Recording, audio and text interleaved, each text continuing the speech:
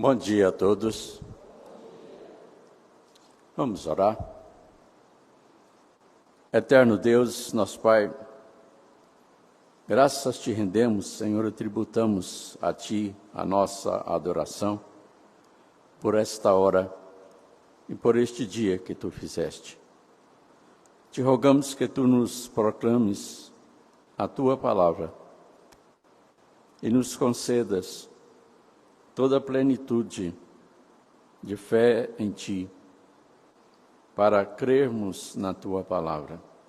Dá-nos a plena compreensão e o pleno entendimento dela para o louvor da Tua glória. Nós oramos em nome de Jesus. Amém.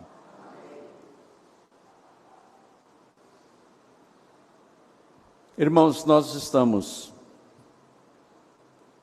estudando a respeito da esperança, e dentro desse assunto temos exposto a palavra de Deus já há algum tempo.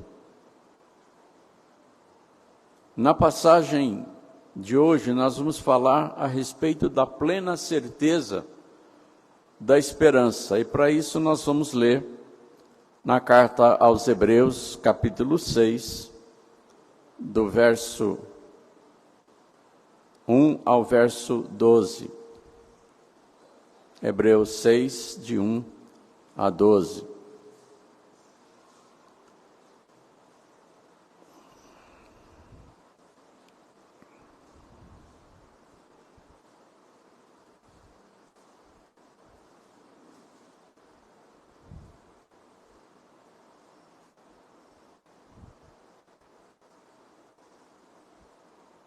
Diz assim a palavra de Deus: Por isso, pondo de parte os princípios elementares da doutrina de Cristo, deixemo-nos levar para o que é perfeito, não lançando de novo a base do arrependimento de obras mortas e da fé em Deus, e o ensino de batismos e da imposição de mãos, da ressurreição dos mortos e do juízo eterno.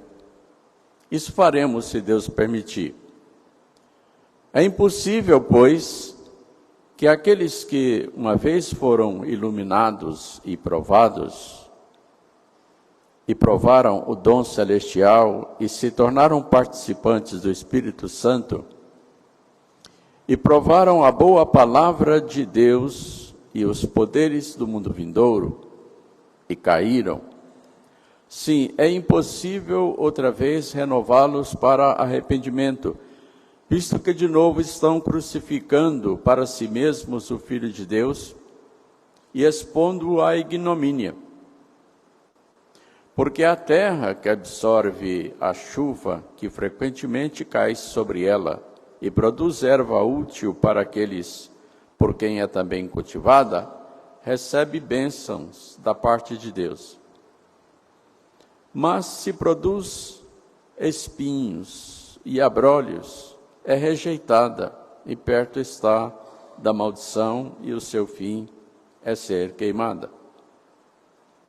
Quanto a vós outros, todavia, ó amados, estamos persuadidos das coisas que são melhores e pertencentes à salvação, ainda que falamos desta maneira. Porque Deus não é injusto para ficar esquecido do vosso trabalho e do vosso amor que evidenciaste para com o seu nome, pois serviste e ainda servis aos santos.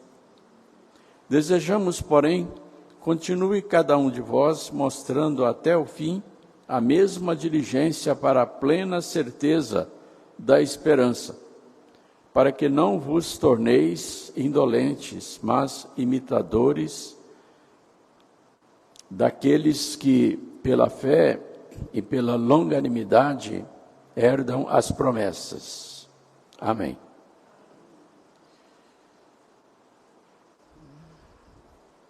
A passagem que nós lemos,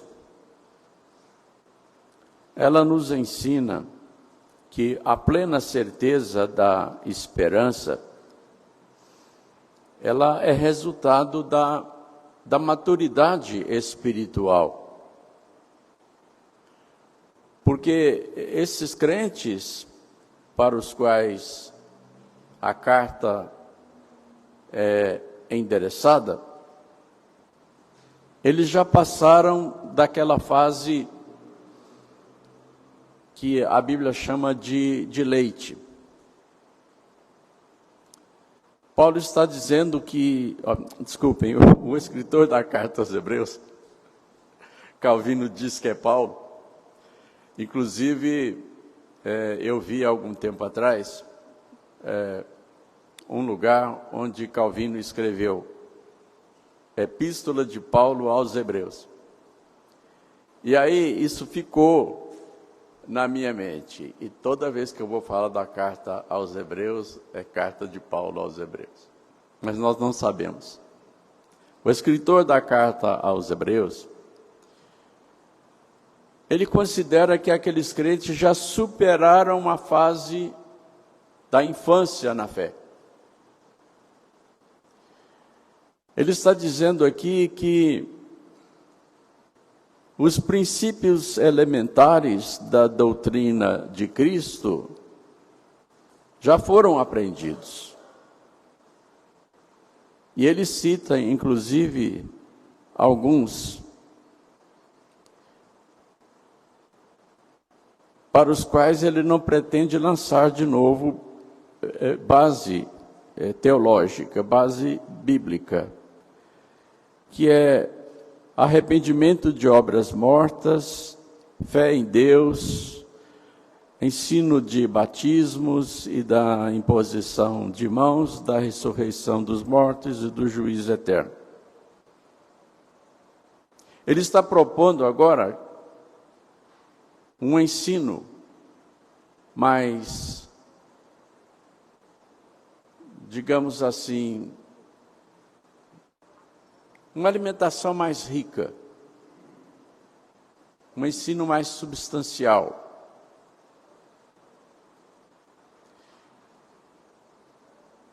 Para que ele possa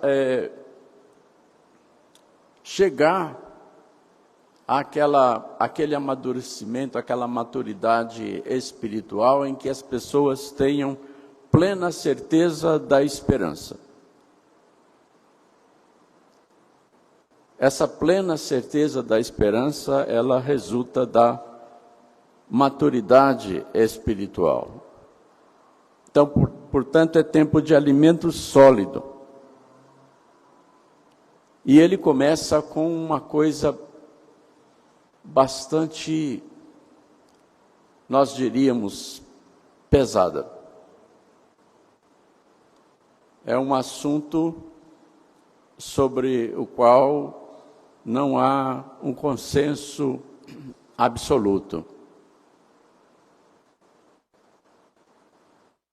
E ele, então, está dizendo aqui que é impossível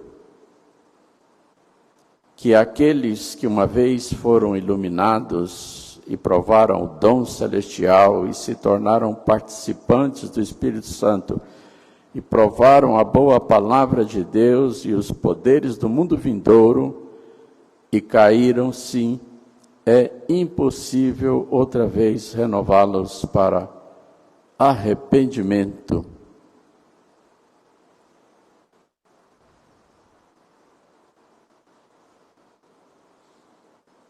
Nem todas as pessoas que fazem profissão de fé, nem todas as pessoas que se batizam, nem todas as pessoas que frequentam uma denominação evangélica, nem todas as pessoas que leem a Bíblia, que fazem oração, que cantam, que entregam dízimos e ofertas, nem todas essas pessoas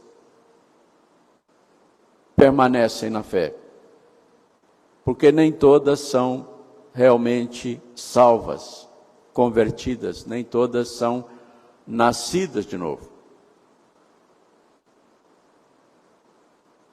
Jesus tinha muitos seguidores, centenas, talvez milhares. Mas em um dia, quando ele conduziu a sua mensagem para um tipo de sacrifício pessoal com relação ao seu discipulado, as pessoas começaram a se afastar, as pessoas começaram a deixar o local.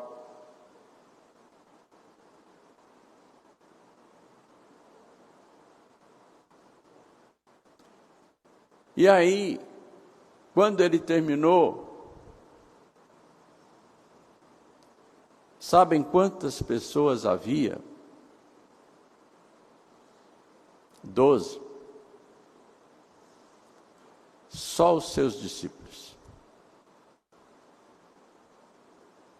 O discurso foi tão duro, tão intragável, que ninguém permaneceu a não ser os seus discípulos.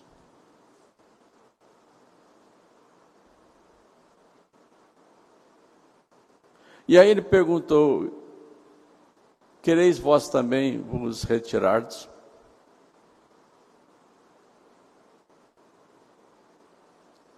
E aí o apóstolo Pedro, sempre o apóstolo Pedro, respondeu: e Senhor, para quem nós iremos?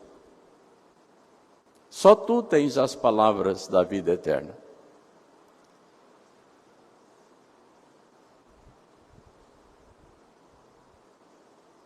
A palavra de Deus, ela não foi feita para agradar as pessoas.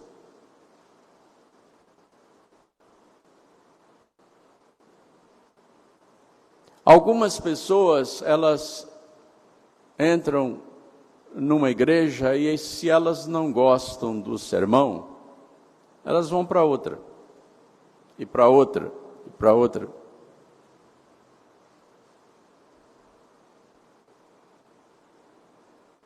Se elas não gostarem da liturgia, elas não ficam.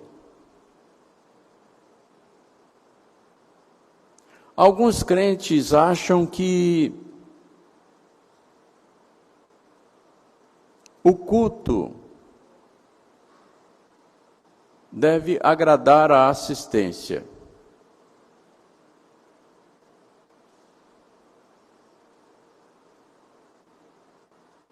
Mas Deus não estabeleceu o culto para isso. Deus estabeleceu o culto para a glória dele.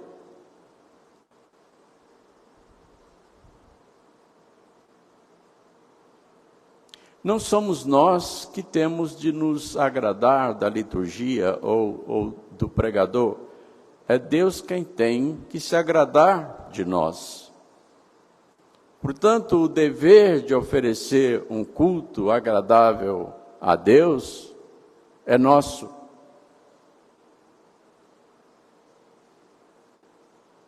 A palavra de Deus, ela não tem um objetivo de agradar a quem quer que seja.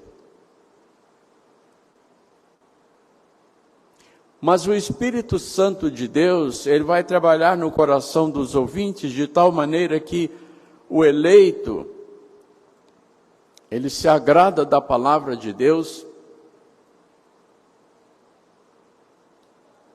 seja ela agradável ou não.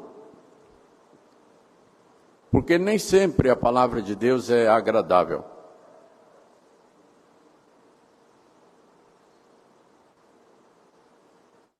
Como no caso do sermão de Jesus.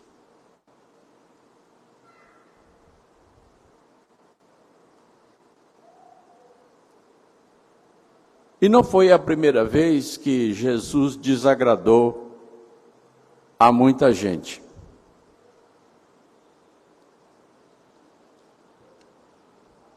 Há aquela ocasião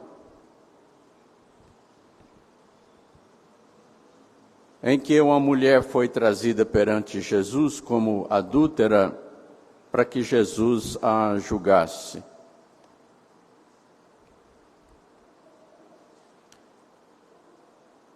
E Jesus disse para a multidão: aquele que tiver sem pecado, atire a primeira pedra.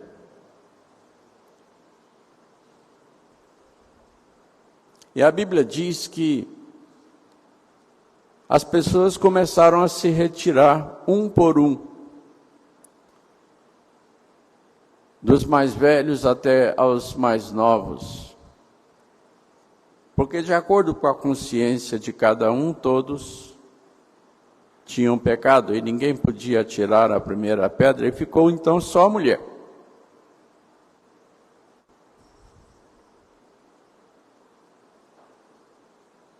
Jesus, ele não teve o propósito de agradar a todo mundo, e ele não agradou a todo mundo, tanto que foi condenado, morto e sepultado.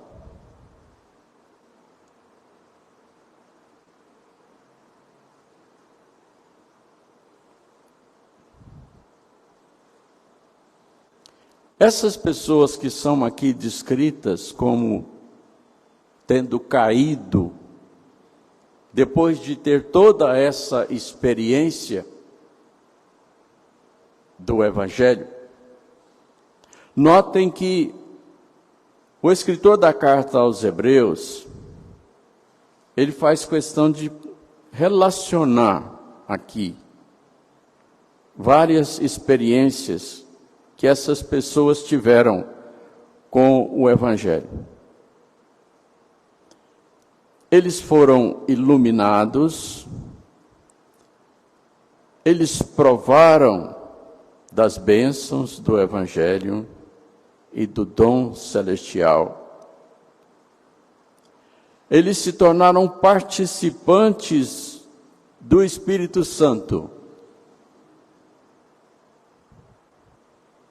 Eles provaram a boa palavra de Deus e os poderes do mundo vindouro. Em que medida?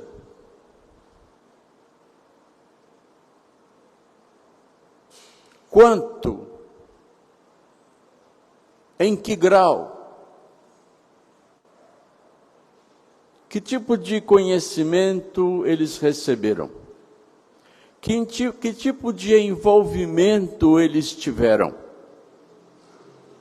Eles tiveram realmente algum envolvimento espiritual? Ou só emocional?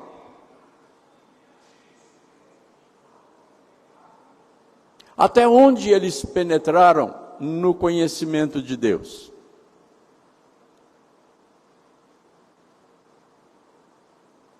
A experiência que eles tiveram foi resultado do trabalho real do Espírito Santo?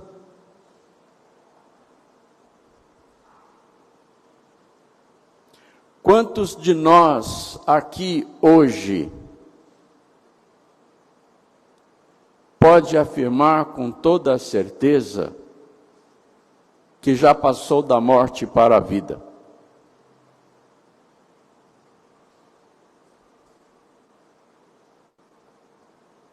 Que já se converteu realmente a Cristo Jesus? Quantos de nós aqui hoje têm plena certeza da sua salvação?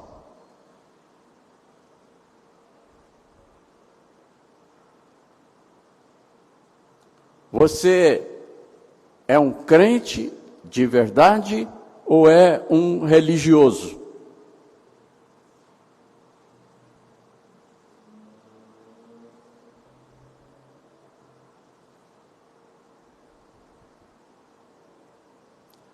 É assustador nós percebermos, por essas palavras aqui, que há pessoas que podem estar enganadas e se enganando.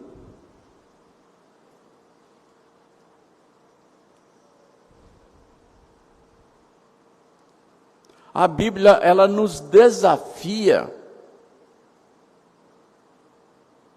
a confirmarmos a nossa fé.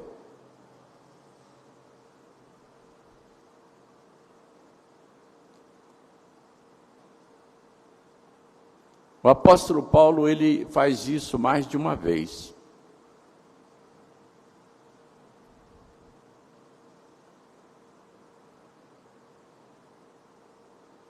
É muito sério isso. Porque essas pessoas, aparentemente, eram crentes. Superficialmente eram crentes.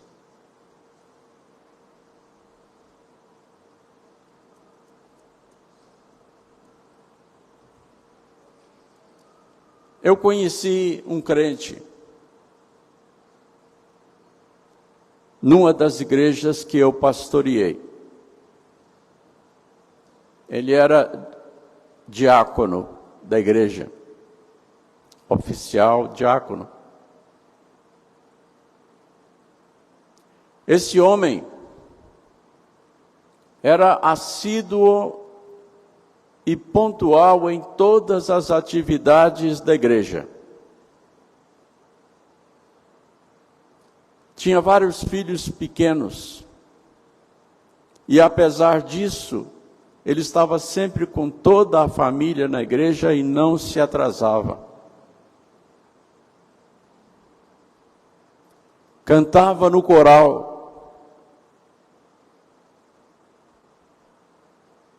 Era dizimista fiel.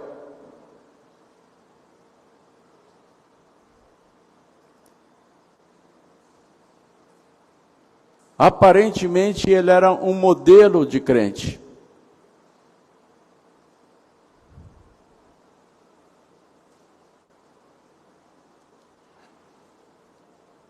Um dia a igreja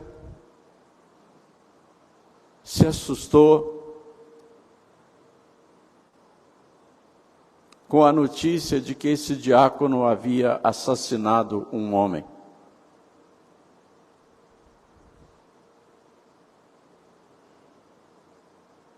E mais assustada ainda, a igreja ficou quando descobriu o que havia por trás da história.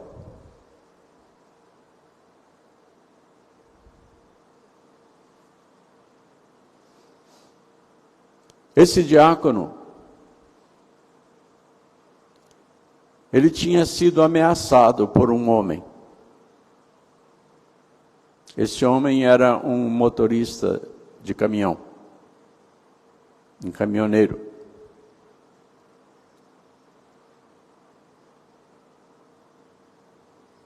Esse diácono, ele era um homem pequeno, bem franzino.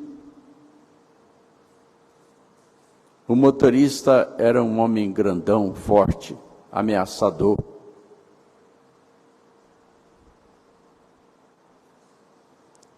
Esse diácono ficou com tanto medo que ele planejou o assassinato desse inimigo, desse motorista, nos mínimos detalhes, friamente, calculadamente.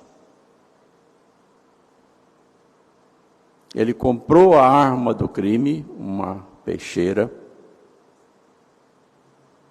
afiou ao máximo essa peixeira,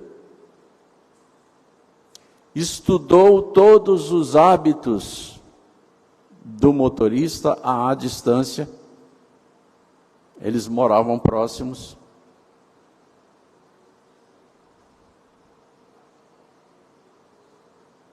Estudou os hábitos nos mínimos detalhes para saber quando e como ele tiraria a vida do seu desafeto.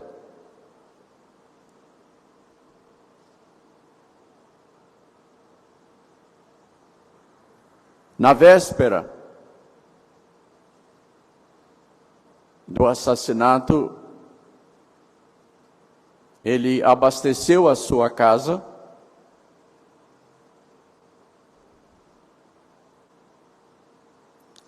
e no dia seguinte,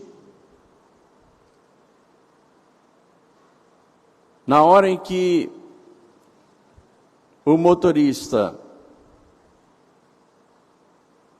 estendeu a mão para abrir a porta do caminhão, pisou no estribo e alçou o corpo para entrar na cabine, o diácono o esfaqueou de tal maneira que atingisse o seu coração.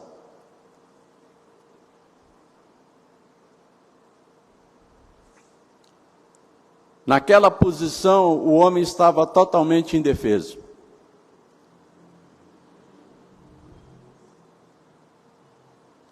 Foi um assassinato friamente calculado, friamente planejado, cruel, sem possibilidade de defesa da vítima, porque ele tinha medo do homem.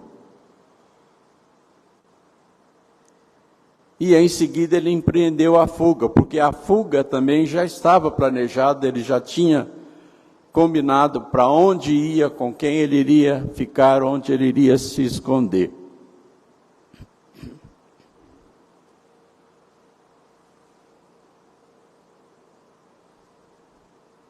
Esse diácono, ele sempre esteve na igreja, ele sempre foi crente.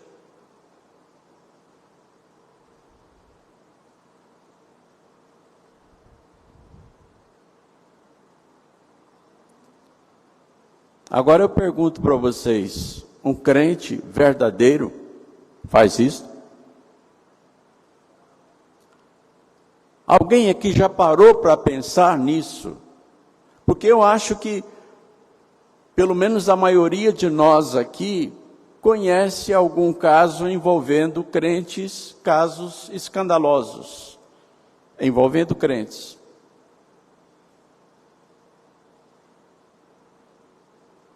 Os nossos dias estão cheios de crentes, inclusive pastores, missionários, bispos, apóstolos, e que mais títulos haja, que estão aí cometendo escândalos.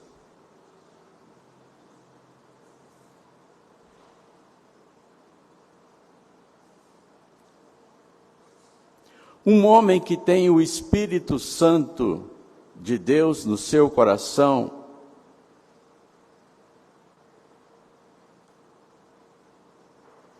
cometeria esse assassinato que o diácono cometeu?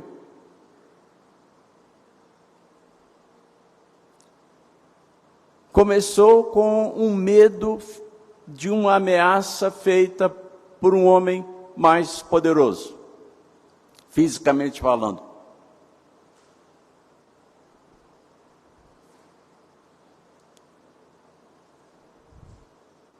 Agora, como a palavra de Deus mesmo nos conclama a raciocinar, a pensar com lógica teológica, vamos raciocinar.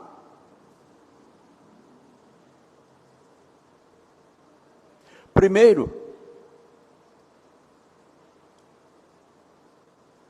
a Bíblia diz que o perfeito amor lança fora o temor.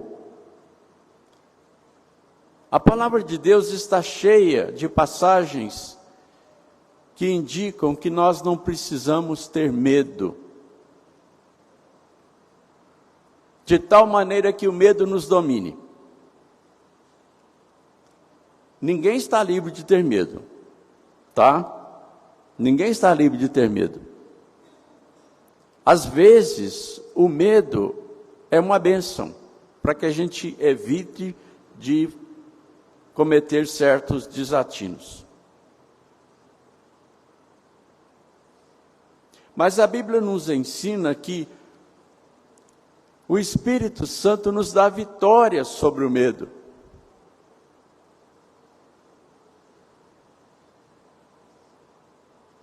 Se aquele diácono tinha medo daquele homem e das suas ameaças, se ele fosse um verdadeiro crente, ele iria à presença de Deus, como Davi foi tantas vezes, para dizer: Senhor, eu estou com medo. Davi fez isso várias vezes. Senhor, eu estou com medo.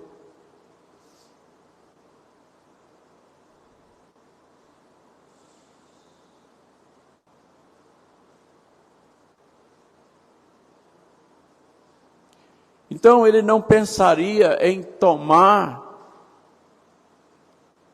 a vingança nas próprias mãos, porque a Bíblia condena isso. Não vos vingueis a vós mesmos, mas dai lugar à ira. Deixa a ira de fora. Deus é o nosso vingador, Ele se apresenta como nosso vingador. Nós não temos o direito de tomarmos a vingança nas nossas mãos, como o diácono fez. Se ele tivesse o Espírito Santo de Deus,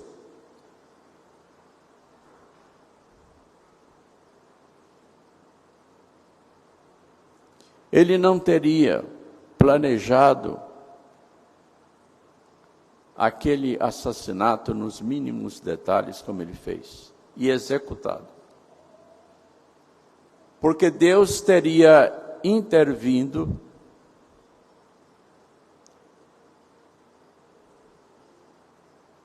para impedir que ele cometesse o desatino. A Bíblia diz que Deus é fiel e não permite que nós sejamos tentados além das nossas forças.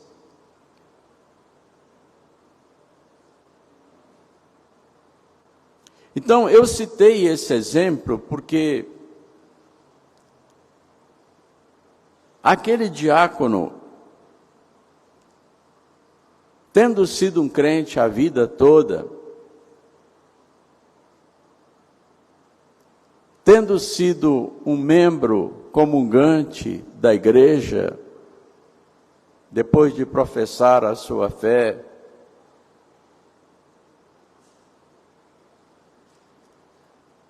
tendo sido eleito para diácono e exercido o diaconato,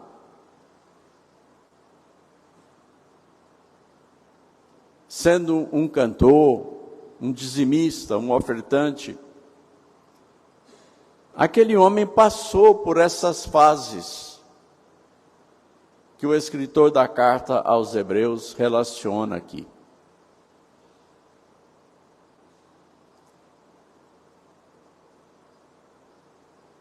Mas ele caiu assim como esses aqui caíram. Como aqueles lá do passado caíram no deserto.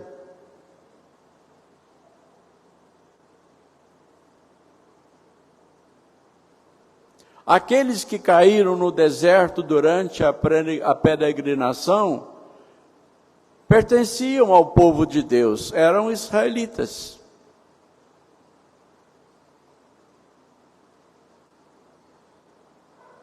Mas eles não eram israelitas segundo a verdadeira fé. Eram israelitas étnicos apenas, nominais.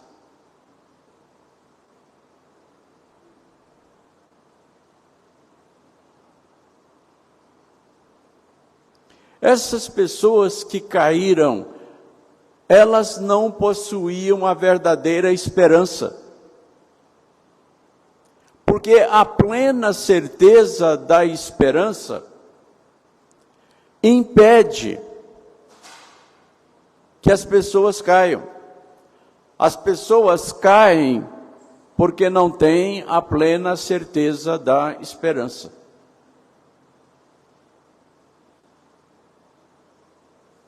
Então, a plena certeza da esperança resulta não apenas da maturidade espiritual, mas também resulta da fé provada.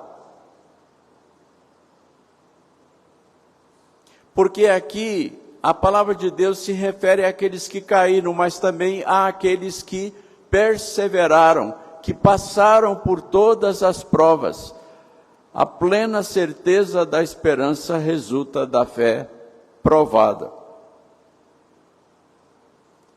E no próximo domingo, com a graça de Deus, ainda nessa passagem, nós vamos falar sobre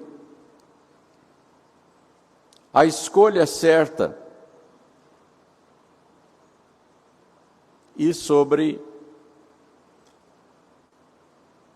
as promessas que são herdadas por aqueles que perseveram. A plena certeza da esperança, ela resulta da maturidade espiritual, ela resulta da fé provada e resulta da escolha certa e herda as promessas. Então nós falamos hoje a respeito de 2 pontos e no próximo domingo encerraremos com os outros 2 pontos. Que Deus nos abençoe até aqui.